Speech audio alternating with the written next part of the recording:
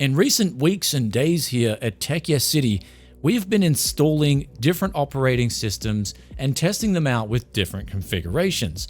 Now, the bad news is that there's pretty much no perfect OS that's going to do everything for every single CPU and graphics card out there the best it can do. But there is different options, and in the recent videos, you guys in the comments suggested I take a look at Windows 11 IoT LTSC, which IoT I think stands for Internet of Things. But the bottom line here is that with Windows 11 IoT, I'm happy to say that it's a much better version of Windows 11. It's stripped down, there's no bloatware, there's no forced widgets like news and weather icons, there's no Cortana AI and Copilot AI installed on your PC from the get-go, and essentially a lot of these services and programs that come pre-installed, they're just extra things that can interrupt the CPU, and especially in the case of gaming, can cause lower 0.1% lows in particular. And this is very important for competitive gamers. They like the highest 0.1% lows possible, and even if you're just looking for a good experience on PC, 0.1% lows in my opinion are very important. And so with IoT, the LTSC version of Windows 11, I'm happy to say that it's one of the best versions of Windows 11. Actually, it is the best version of Windows 11 I've used, and in my opinion, it's a night and day experience in difference versus the regular Windows 11 Pro and Home. And so it just feels way less sluggish, which is a good thing, aka more responsive. With that being said, I will give my only two critiques of this OS right after today's video sponsor.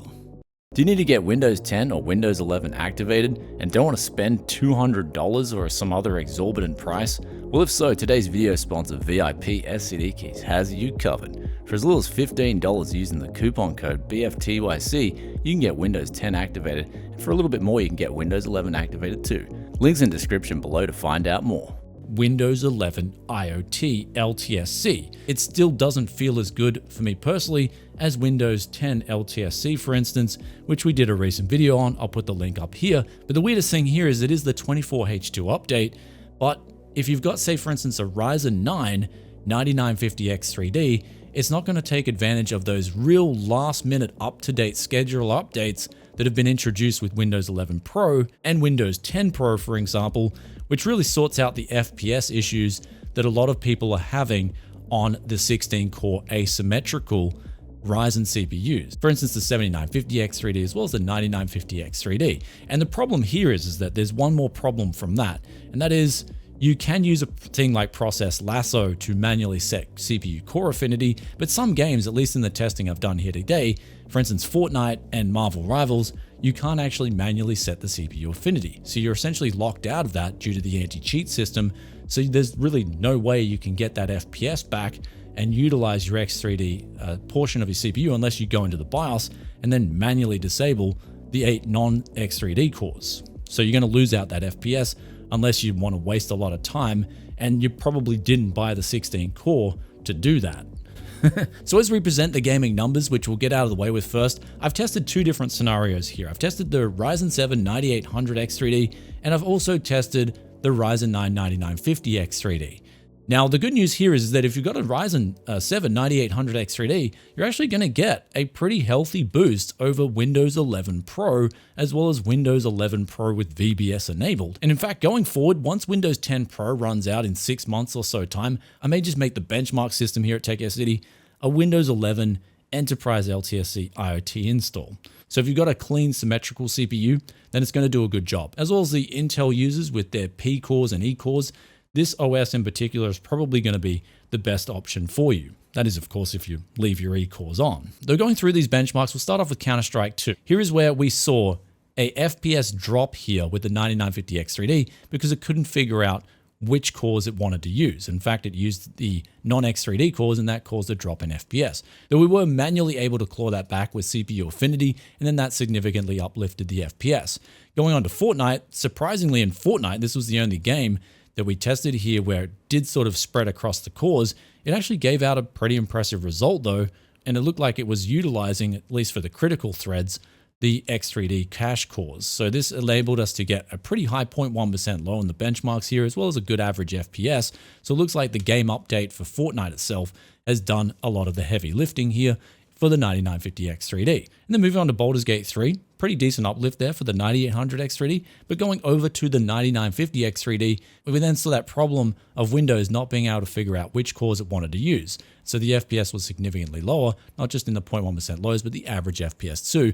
And then manually setting the affinity brought pretty much all that back and then some, scoring the best result we've seen thus far for the 9950X3D. Though with benchmarking, it can be a roller coaster sometimes, and nothing says that louder than Marvel Rivals here, not being able to utilize those X3D cores, and thus for the 9950X3D scoring a lower result, which unfortunately for this game, we cannot set manual core affinity and claw that FPS back. Though back to the 9800X3D, pretty much a similar result with Marvel Rivals, and then moving on to Kingdom Come Deliverance 2, here is where for the 9950X3D, it was doing a good job for the better part, but when we set manual core affinity, we did see the best result we've seen thus far, at least in terms of average FPS. The 0.1% lows were pretty decent too, but again, for the 9950X3D, yet another game that just can't figure out the X3D cores from the regular cores, and in fact, wants to use the regular cores over the X3D cores. However, for the 9800X3D, we did see a pretty good result here, beating that of Windows 10. And then for the last game here, Riftbreaker, unfortunately with the regular version of Windows 10 Pro and 11 Pro, we're just seeing this bug where the lasers and the flamethrowers aren't working.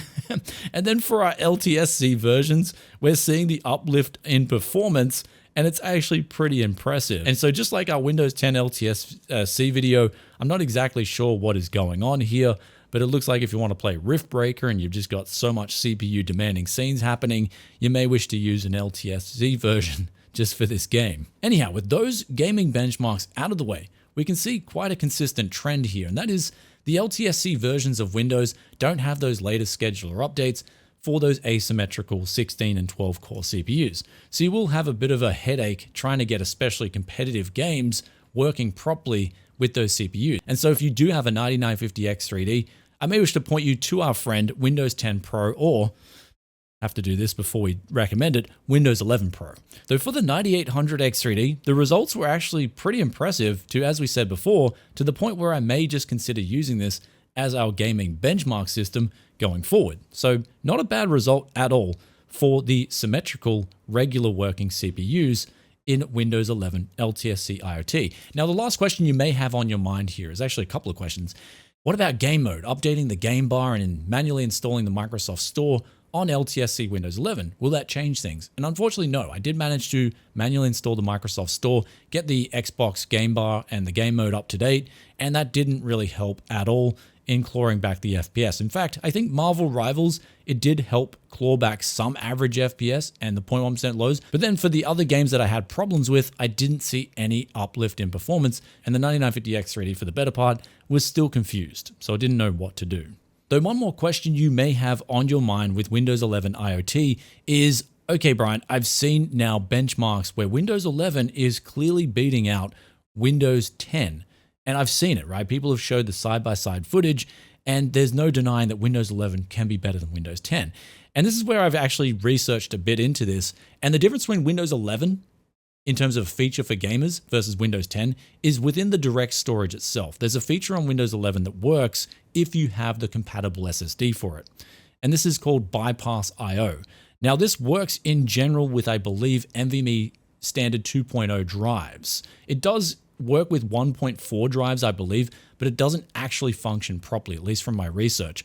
So this is why AMD was sending out, for instance, 990 Pros to all the reviewers with Windows 11, because they probably knew that those users were going to test things at GPU-bound scenarios where the GPU's running at near 100%, and they're going to be comparing that and saying, hey, this is a better OS to use. When it comes to operating systems, my personal belief is if we're testing for max FPS, we should be testing especially those 0.1% lows, because that matters for gamers the most, especially when they're in a competitive environment and they want to get the most out of their systems. And from my testing, Windows 10 just does a better job and a much more consistent job of that than Windows 11, regardless of the bypass IO features. So if you are seeing these results with Windows 11 beating out Windows 10, I would say that they're going to be in scenarios where the GPU's pretty much pegged at 100% for those benchmarks, but they're also going to be in these scenarios where the textures are quite heavy and things are changing constantly. Like they're moving to new scenes and things are rapidly changing in the scene. And so that's when I believe the bypass IO feature, which then loads up the textures directly for the game and bypasses essentially the CPU processing for it, gets those textures into the GPU faster. And so that is going to amount to more FPS in that particular example. But keep in mind, it can still affect the 0.1% lows, which I do believe is why a lot of reviewers don't want to show off the 0.1% low figures nowadays, because a lot of the times they just don't make a lot of sense. But for me personally, I'm just going to keep testing on Windows 10 Pro with what I feel is much more consistent results in this area. Though if you are playing, say, 4K heavy games, and you want to get the most out of bypass IO, and you want to know if your CPU supports it, you can just quickly type in a command prompt, which I'll show you guys up on the screen, and that'll tell you if you've got the compatibility from your NVMe drive, and it does have to be an NVMe drive, M.2, for this to work. You can tell then if that's compatible, it will tell you. If not, it'll tell you not. But do keep in mind, this does only work in Windows 11, and it does depend on the game as well. Anyhow, with those things out of the way, we're going to talk about the Enterprise LTSC tuning experience. What I like to do as soon as I get this OS in, and also with the evaluation copy, I don't recommend getting this version because it's actually a subscription-based version from Microsoft. So after the 3 months is up, you'll then have to get a key from Microsoft, which is a subscription key. So I will be putting the links for the actual regular version of IoT Enterprise Windows 11 in the description below, which can be a one and done once you get it activated. However, in terms of obtaining keys for Windows 11 IoT, I actually don't know where to reliably get these from. Though that being said, as always with a Tech Yes City video, the comments are free flowing, and I'm certainly not going to edit or filter out any comments for people who may have a differing opinion. Though once you jump into this OS, in my opinion, the first thing you're going to want to do is actually change over the right click on the desktop to the regular Windows 10. I feel like the right click here is actually an overlay over the original Windows 10. And so it does add, in my opinion, some slight amount of input delay. And so I'll put the command up on the screen for you guys, as well as in the description, on what you can copy and put in the command prompt to get back the original Windows 10 right click. The second thing you'll want to do is, I always disable these two services. That is the connected user experience and telemetry data, as well as the distributed link tracking client. However, people do say that GTA 5 does need the distributed link tracking client, so mileage may vary there. But me personally, I've never had a problem playing GTA 5 with this service disabled. But then also onto system settings here, go to advanced system settings. I like to tune up my Windows to be more responsive. And so taking off some of these options is a way to make it just feel more responsive in general. And then for system protection, your mileage may vary here, but I personally prefer to turn this off. And then also when I open up Explorer from the start menu, I can then take off show sync provider notifications. And then for my media player, I actually go get K-Lite codec pack. I'll put the link in the description below for this, but the reason I prefer this over VLC, as I've said in previous videos, it allows me to show all the thumbnail icons for my videos so I can quickly identify which video footage I like to open or use.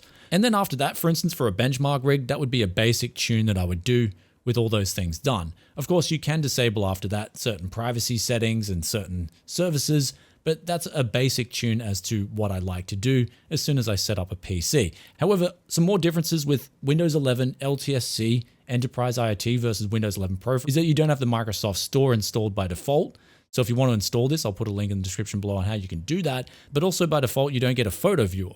And so you can actually bring back, the people in the previous comments videos said you can bring back the Windows 7 photo viewer, which I actually, after trying it, I do recommend doing this. I'll put the registry command that you can put up on the screen for you guys. But once you do this, you can then associate that with a photo and you'll get the original Windows 7 photo viewer back, whether it's Windows 11 or Windows 10. But also for the other differences between the Enterprise LTSC IoT versus Windows 11, I'll put a list up on the screen for you guys here so you can see all the differences, at least the ones that I was able to quickly identify and see what you're missing out on or the benefits, which in my opinion are practically all these things that I'm listing here, the things that you're so-called missing out on, are actually benefits. And it's just less bloat, less crap to deal with once you install an OS. Now, of course, the last thing to go over here is making a copy and install to get Windows 11 IoT Enterprise installed on your PC. Now, with the Enterprise LTSC editions, it's usually a recommendation to do a complete fresh install. So if you do this, back up all your files, or if you're going to use a different drive, which I do recommend, you can just get an install done on a fresh drive. So for this, you just download the ISO file, which I'll put in the link in the description below. have a USB stick, a fresh one that's 8 gigabytes at least or larger, and then put that into the PC and then get a program called Rufus. And then once you open up Rufus, you can then select that ISO that you downloaded, and then Rufus will do the rest of the work for you, and you can create that bootable USB. And so once that bootable USB is done, you can then boot up your PC, and then you can go into the BIOS by hitting Delete or F2, and then going to boot override and selecting that UEFI partition on your USB stick, and then from there you can install Windows 11. Now the good thing about Windows 11 IoT, the install here, as it doesn't have the secure boot or TPM requirements. However, this may be a problem for a particular game, I think Valorant, so keep that in mind. Valorant may wish to enable these things in order to play that, but Windows 10 doesn't have those requirements for Valorant, at least from the top of my head. If you're playing Valorant and that's all you play, you may wish to get back on Windows 10 for that, just because it's less hassle in my opinion. Though back to the age-old Captain Planet saying, the power is yours there. Choose what you want to do. Anyhow, guys, with all that aside, it's time to give you guys my conclusion and personal thoughts and opinions on Windows 11, IoT Enterprise, and what I think's pretty good about this OS versus what I'm not so impressed with and whatnot. And as I said in the intro, this is definitely going to be the only version of Windows 11 that I would use personally, as well as I would recommend to someone. It is, in my opinion, a night and day difference from the regular Windows 11 installs that they're putting out there from Microsoft. And it just reminds me, these LTSC IoT versions of Microsoft Windows that they're releasing, they just remind me of the Windows 7 days, and before that, the XP days, where you used to get Windows 7 Pro or Windows XP Pro, and they just used to be so good. They didn't come with any bloat, any crap from the get-go. I mean, they might have had a couple of things in there, like Solitaire or whatever, but that was really all they had. They didn't have all this extra stuff that sends interrupts to your CPU and actually affects your FPS. So I remember a much better experience of installing Windows 7 Pro and Windows XP Pro back in the day. And it just seems like over time now, Microsoft have just made this so that the enthusiasts really only have a choice of going to these LTSC versions, which the ironic thing with the LTSC versions of Windows and the IoT versions is they're just meant for these basic systems for just a one and done, and you just don't want any changes or any issues happening in the future. But because they're just so de-bloated and there's no crap that a lot of enthusiasts don't need installed from the get-go, they're actually, for me, in my opinion, becoming a much more preferred OS of choice going forward for people who need to use Windows. So going forward, if you need to use Windows, and I do recommend checking out Linux, that's actually really cool. But if you need to use Windows, especially for these anti-cheat games, and you just are having a stressful time on regular installs of Windows 10 Pro or Windows 11 Pro, then I'm definitely going to say check out LTSC. Now, the only caveat really to these LTSC versions is those scheduler updates, which are kind of encapsulated at a certain period of time, and I don't believe they receive any more updates going forward. So in other words, if you're on a 9950X3D in particular, you're not going to get the latest benefits out of the scheduler updates from either Windows 10 Pro or Windows 11 Pro versus the LTSC versions. So you'll have to wait until an LTSC version comes out in the future, and then you'll get those benefits pre-baked into the OS. But for everyone else, which is definitely 99.999% of people out there, you're going to have a blast with LTSC, Windows 10 or Windows 11. So I'm happy to say with Windows 11, LTSC, Enterprise IoT, it's the best version of Windows 11 out there by far. And I can actually recommend it. Though for me personally, going forward, as I said earlier, I'm still going to be using Windows 10 LTSC, especially on my main work rig, where it's just been working, chef's kiss, perfect. I haven't had really any problems outside of an NVIDIA app issue, but that's NVIDIA's problem, that's not Windows' problem. And some people said the Adobe Premiere Suite doesn't work properly. I've had zero issues with the Adobe Premiere Suite where I'm using Photoshop and Premiere Pro, as well as the Audition. I've been using those with zero problems in the last few months. So your mileage may vary, but at least with the system that I've been using here, been having a fantastic experience on Windows 10 LTSC. Anyway, guys, with all that out of the way, hope you enjoyed today's video. If you did, be sure to hit that like button. Also, let us know in the comment section below what your thoughts about the LTSC versions of Windows. Have you tried them personally? Are you just holding off? Don't really care. Love reading your thoughts and opinions as always. And with that aside, I'll catch you in another video very soon. Peace out for now. Bye.